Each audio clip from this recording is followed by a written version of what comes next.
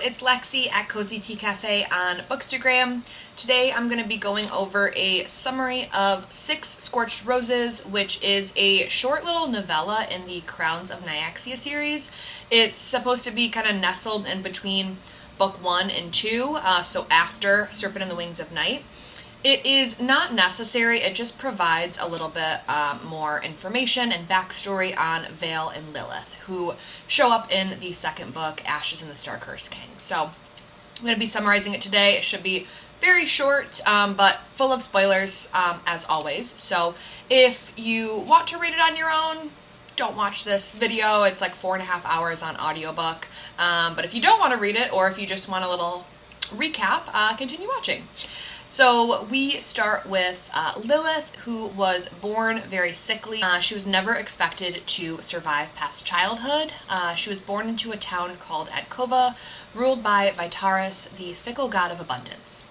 The farm town worshipped him above all else, and he used to favor them before his favor suddenly turned, which led to their crops decaying and a plague. Years later, Lilith's sister Mina is sick with a plague, and only one patch of land flourishes with black roses. Lilith goes to see a nightborn vampire named Vale and gives him a rose in exchange for a vial of blood, hoping it will help find a cure for her town's plague. She offers him 6 roses over 6 visits in exchange for 6 vials of blood. Lilith takes Vale's blood back home and starts running tests on it. She then takes the vials to Pharaoh and asks him if she can distill the sample without using magic. Pharaoh is Lilith's former lover, but Lilith knew he loved her more than she loved him, so she keeps their relationship platonic. The next month, Lilith goes back to Vale's and sees him sleeping with a vampire woman, and she's transfixed by his beauty.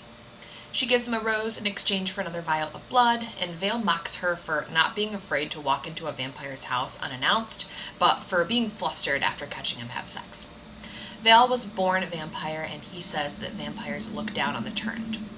Lilith points out that turning is a very dangerous process, and surviving it must make the vampire exceptionally strong since it's so rare, and Vale seems to consider this like he's never thought of that before.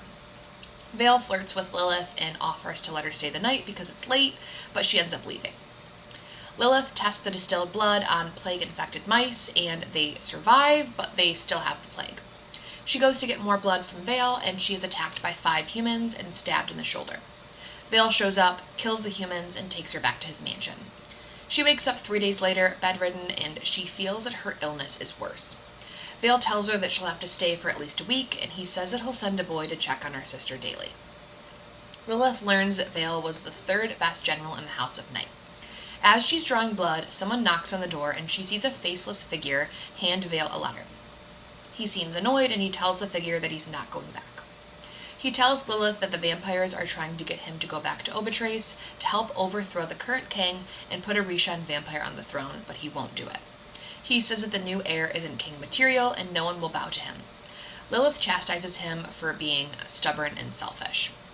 Over the next few days, they study together, and when Lilith is well enough to go home, Vale asks if he can write to her.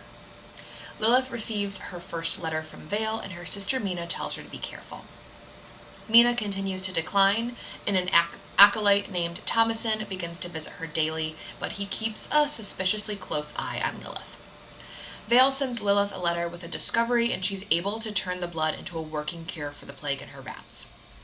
Pharaoh shows up frantic and tells Lilith to run because they're coming for her. She scolds herself for being so careless with Vale's letters around the acolyte, and she gives Mina the medicine, and they all ride for Vale's to warn him that the acolytes are coming for him too. By the time they get there, Vale's mansion is burning and bloody, and she finds him gravely injured in the back of the house, burning in the sun.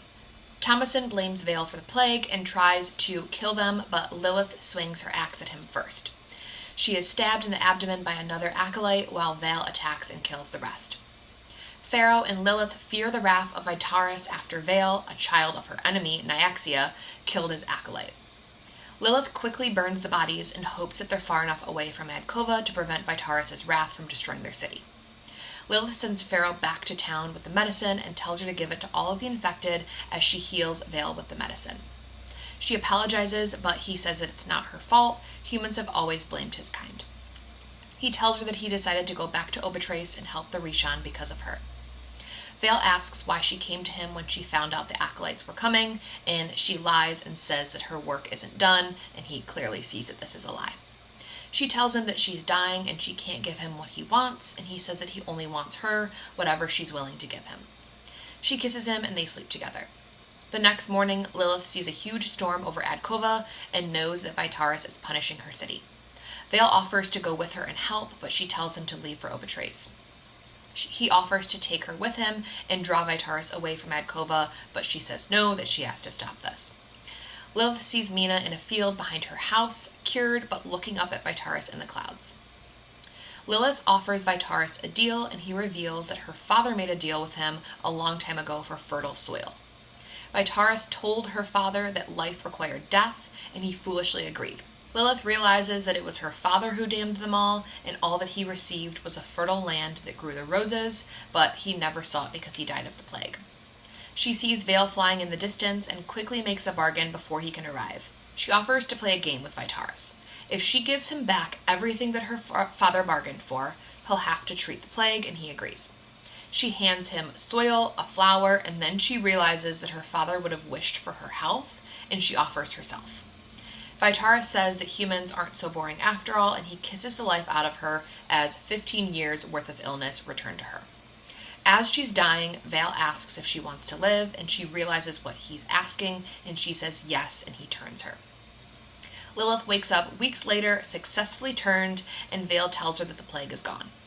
Lilith says that she doesn't regret her choice and is happy to have time that she never thought she'd have.